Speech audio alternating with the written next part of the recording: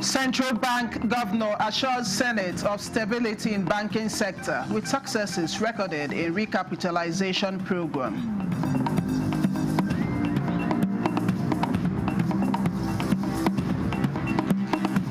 Kogi State Governor holds security meeting with stakeholders, appeals for technological air support to checkmate banditry in the state.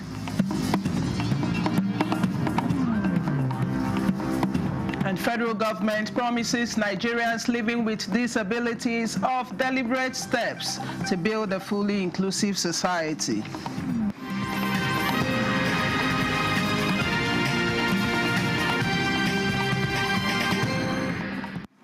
Hello and welcome to the news desk at 6 on NTA News 24. We are live in Abuja. I am Chinenye Ngoye.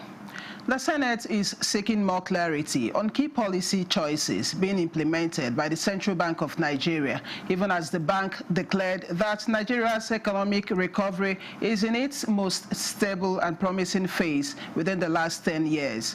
CBN had restored market credibility with the clearing of $7 billion forex backlog, leading to investor confidence as foreign capital inflow hits a record $20.98 billion in the first 10 months of 2025, reflecting 70% increase to that of 2024.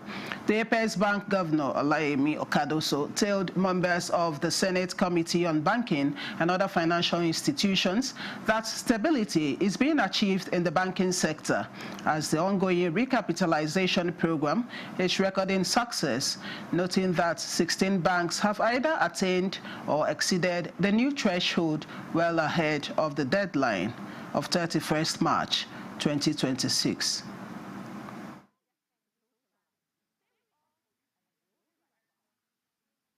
Fitch Ratings also reaffirmed Nigeria's sovereign rating at B, with a stable outlook in October 2025. This recognition reflects the impact of sustained reforms that have placed our economy on a more resilient path, signaled improved market access, lower borrowing costs, and enhanced global financial credibility. Taken together with the moderation in inflation and improved FX market stability, the MPC action, in our view, underscores a continued commitment to balancing macroeconomic stability with the imperative of fostering growth and financial inclusion. The committee acknowledged the achievements of CBN so far in stabilizing foreign exchange and bringing inflation down, but demanded accountability in all process.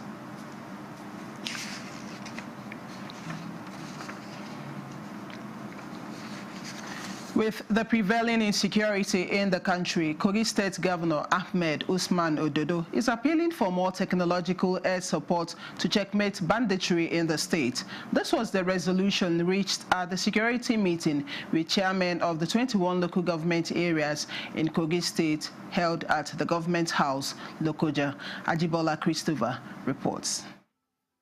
At the periodic meeting with the 21 local government chairmen, Governor Ahmed Usman Ododo says it has become necessary to address the challenges of insecurity in local government areas, noting that Kogi State is the only state that borders 10 commercial cities, including the Federal Capital Territory.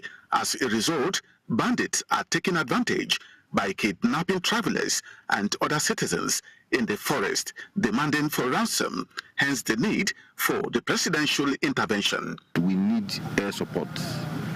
The security agencies, the ground operations, they are doing excellently well, but going by our locations, we can easily be ambushed. That is why at times we are losing some of our officers, our hunters, and our vigilante.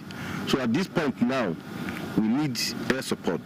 Algon Chairman Tosin Olokun appreciates Governor Ododo for his quick response in tackling insecurity in the state.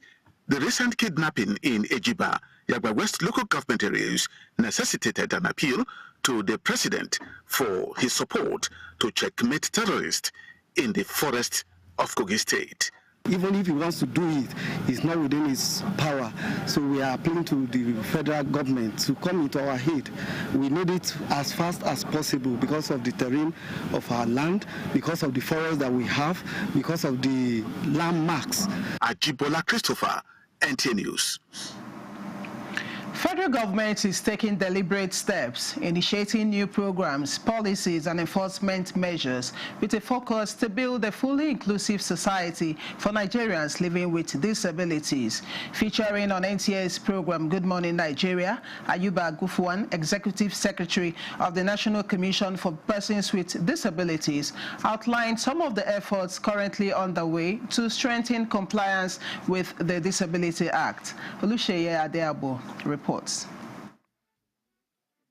We have produced in the National Commission the certificate of compliance and then, of course, certificate of accessibility. We just launched the certificate a couple of months back, and we are ready to hit the ground running, and we are dishing out our communication to all the agencies, and our accessibility team will hit the ground running to take an audit of all agencies in the country to ensure that the 5% compliance is in place and that persons with disabilities are not left behind. Ayuba Gufwan reaffirmed that the era of sidelining persons with disabilities in Nigeria is over. He emphasized that the Commission is strengthening its monitoring, advocacy, and institutional engagement efforts to ensure that both public and private organizations fully comply with regulations safeguarding the rights of persons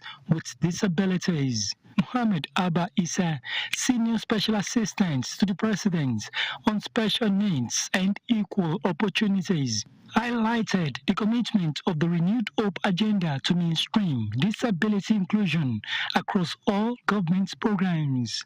But up to now, if you look at the implementation, if we can reflect, we need to reflect back to see the gap that we have so that we can identify in order to move forward for us to achieve the implementation. But enforcing compliance is basic. Why? Because ignorance of law is not an excuse.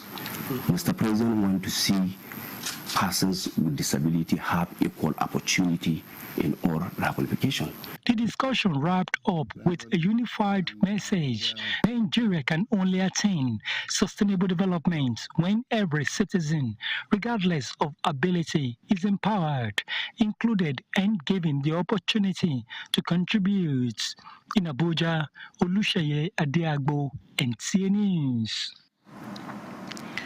Advocates of inclusive education say education for all should be adopted as a national survival strategy, especially at a time Nigeria faces mounting economic and security challenges. This message came to the fore at an event in Abuja organized by the Nation First Foundation, where stakeholders explored how skills, sports and entertainment can drive learning and inclusion. Ekene Ndulwe reports. Nigeria reportedly has one of the youngest populations in the world, with an estimated 70% of its population under the age of 30. This youth population holds enormous potential, but also places a heavy responsibility on the nation to ensure its young people are educated, skilled, and equipped to build a prosperous future. The Nation First Foundation is taking this challenge head-on, championing a holistic model of education that integrates academics with sports, vocational training, and entertainment. One of the reasons why we have so much insecurity and insurgency in our society is as a result of even not uneducated people a lot in our society who don't even want to learn. So realize that for those who love football a lot, let us come through football. Those who love entertainment, let us bring them in through entertainment. Stakeholders at the event reflected on the Foundation's 10 years of interventions, noting that real transformation begins when young minds are empowered. Education brings confidence. Confidence brings hope, and hope brings peace. Let us nurture talents, extend opportunities, and create an enabling environment where young people can thrive. For the organizers, the initiative is a long-term investment in Nigeria's future, driven by the conviction that innovation and education remain the most powerful tools for nation building. In Abuja, Ekene Ndulue, NTA News.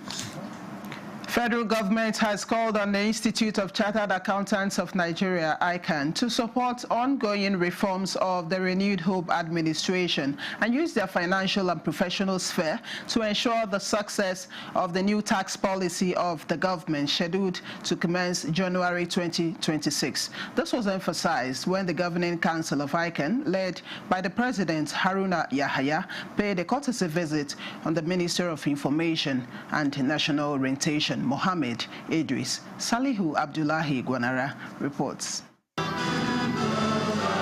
With about 70,000 members, the 61st president of ICAN and his entourage knocked at the minister's office door to commend ongoing reforms of the ministry and seek collaboration. You have cultivated a new national culture, one which Nigerians can hear directly from their government, ask questions, and gain clarity on reforms that affect their lives. By partnering with ICAN, the ministry can deepen this work, bringing financial transparency, accountability, and ethical stewardship into national consciousness. The host, government image promoter, acknowledged this visit as one that provides opportunity for constructive engagement between ICAN and government representatives capable of adding value to policies that promote transparency, accountability, and good governance. It is in this regard that we call on ICAN to support the ongoing reforms of this administration. And in the light of the new tax policy that is coming into effect in January 2026, we urge that we champion the cause in your financial and professional sphere. We also welcome the opportunity to expand our engagement with ICAN in ways that enhance public communication, strengthen financial literacy, deepen professionalism within government. Your willingness to work with this administration is a testament of your commitment to building a stronger, more resilient, and solid national institutions. He reaffirmed government commitment to partner with relevant professional bodies to strengthen the desire towards national prosperity. In Abuja, Salihu Abdullahi Gwanara, NTA News. Nigeria Immigration Service has launched its fourth quarter nationwide sensitization campaign against corruption, focusing on innovation and transparency in service delivery. The service says new reforms are helping to curb sharp practices and improve public experience. Victor Azu reports. For many Nigerians, their first point of contact with government service is at an immigration counter, applying for passports, seeking permits, or making inquiries. And with each encounter comes an expectation that the process should be clear, fair, and corruption-free. The Nigeria Immigration Service says that expectation is now shaping its reforms. At the flag of its fourth quarter nationwide sensitization campaign, the Comptroller General, Kemi Nandab, spoke of technology upgrades, streamlined procedures, and tighter supervision.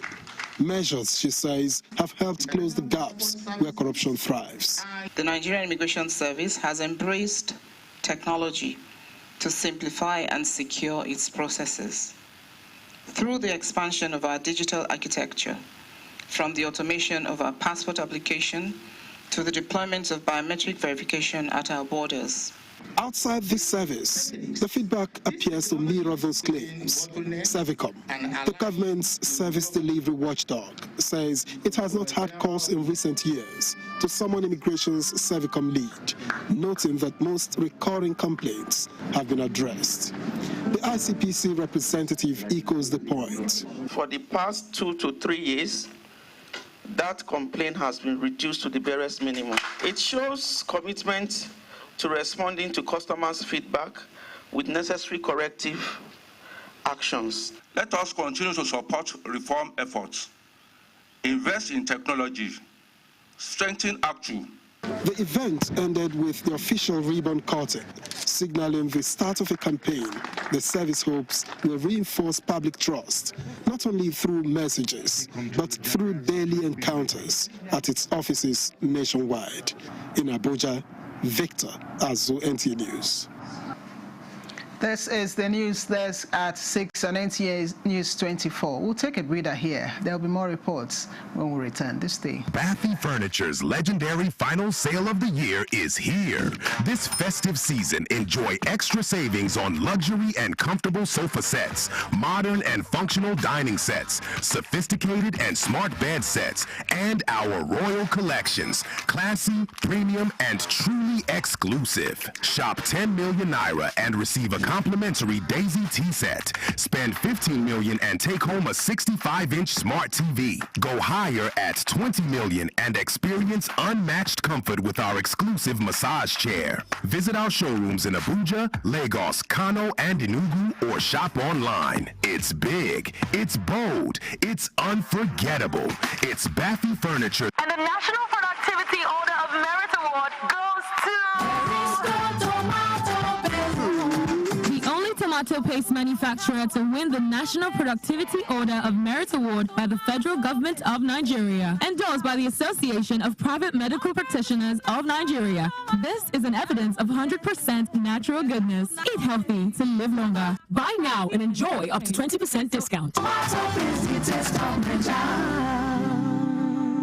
Feel the power of precision, engineered to perfection. Every component is crafted with care, and each design is meticulously tested. From concept to creation, our engineers push the boundaries of technology, seamlessly blend in performance and sustainability with a deep commitment to African ingenuity. Introducing the CNG Boss, a remarkable achievement in engineering designed to operate on compressed natural gas, a cleaner and more sustainable fuel alternative. At Innocent Vehicles, we proudly lead the way in creating greener mobility across Africa. And it doesn't stop there. From SUVs to sedans, spacious buses to electric cars, Innocent offers a wide range of models designed to meet every need. Innocent Vehicle, the pride of African roads. This is NTA News 24. Many thanks for staying on. The Tertiary Education Trust Fund and the United Nations Development Programme have signed a memorandum of understanding to accelerate Nigeria's transition toward an innovation-driven, knowledge-based economy. The partnership will strengthen universities and polytechnics as engines of research, commercialization, entrepreneurship, job creation, and technological advancement. Nigeria is entering a defining decade in which innovation, digital capability, and knowledge ecosystems will be central to economic competitiveness. Building on decades of investment in research infrastructure and academic talent, the TED Fund UNDP partnership marks a major step towards transforming tertiary institutions into hubs of creativity, frontier technology adoption, and inclusive economic growth. UNDP's global presence, your experience, your track record, the needs of our economy today require that we actually prepare our young people to take advantage of our demographic dividend, to ensure that our young people get the right skill set, are exposed to the right technologies that will enable them fit into any type of vocation or any type of opportunities that are out there on the global stage. TED Fund's investments have strengthened infrastructure, expanded research, and enabled thousands of scholars to advance knowledge and national development. The partnership will be implemented through the National Innovation and Digital Transformation Partnership Program, a platform for programming, co-investment, technical collaboration, and ecosystem coordination. The Resource and Environmental Policy Research Center, Environment for Development Nigeria, has held its annual Policy Day, a forum designed to present fresh research findings and offer evidence-based advice to policymakers. Mina Daniels reports. This year's event focused on the theme, Sustaining Natural Capital, Policy Strategies for Sustainable Agriculture and Urban Water Systems. Researchers from EFD Nigeria delivered key presentations on climate-smart agriculture, coping strategies for water scarcity in Enugu State, and the growing challenge of agriculture and armed banditry. These discussions are expected to strengthen Nigeria's water and agricultural sectors and contribute to improved water and food security. The findings sparked panel sessions and group discussions where participants explored practical policy solutions for strengthening food systems and improving water management. Over the period, we present to policymakers, present to them policy briefs and then discuss, have a policy discussion, panel discussion with the aim to get output that could help policymakers, maybe impact on what the policymakers are doing. Any development that does not recognize the importance of agriculture in Nigeria is not going to be a good development.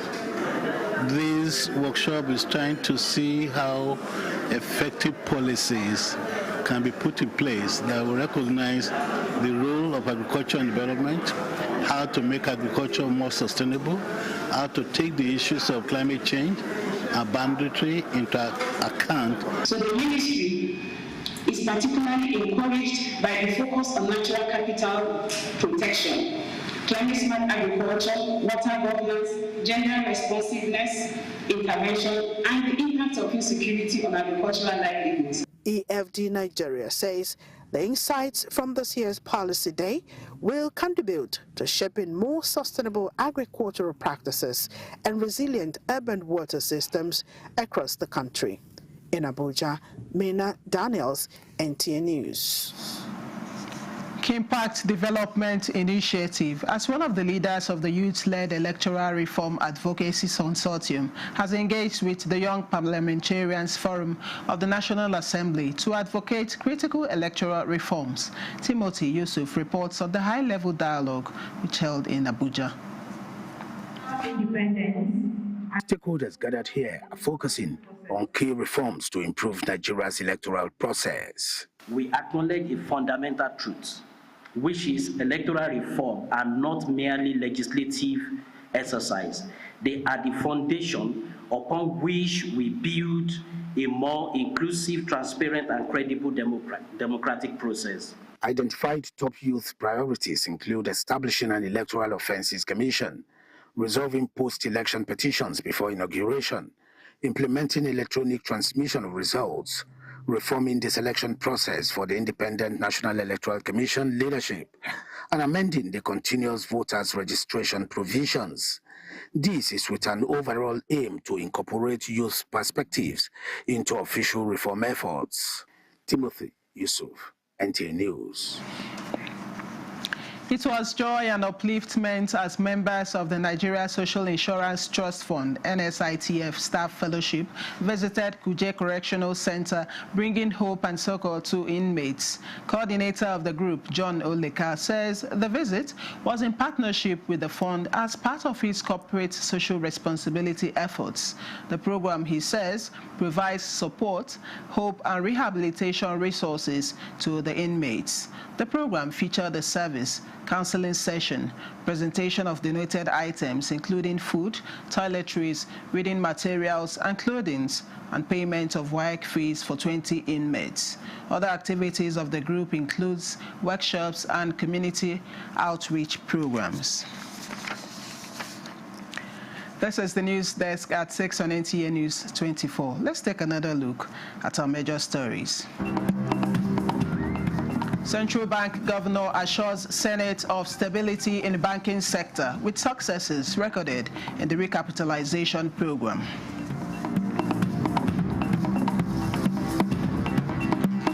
Kogi State Governor holds security meeting with stakeholders, appeals for technological air support to checkmate banditry in the state.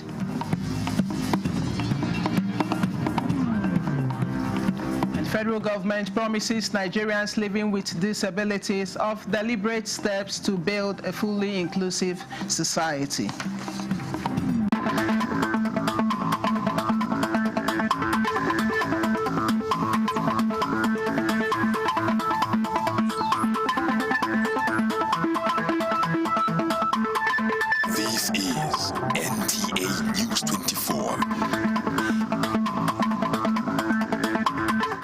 International Press Institute, IPI Nigeria, has announced plans to endow an annual journalism prize at the University of Abuja in honor of his late treasurer, Rafat Idris Salami. In a statement on Friday, IPI Nigeria said the prize would be designed to instill in students the enduring values that Salami represented throughout her career.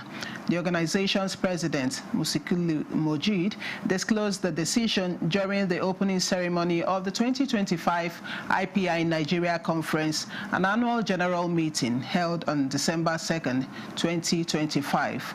Salami, who served as Assistant Director of Digital Media at the Voice of Nigeria, VON, died on December 20th, 2024, just days after the inaugural IPI Nigeria Conference, an AGM, where she participated actively despite battling illness. Speaking on her death in his welcome address at the second annual conference, an AGM, Mujid requested members and guests, including Vice President Kashim Shettima and the Minister of Information and National Orientation, Mohammed Idris, to observe a 1-minute silence in her honor. And that's the news desk at 6 on NTA News 24. Many thanks for watching. I am Chinenye.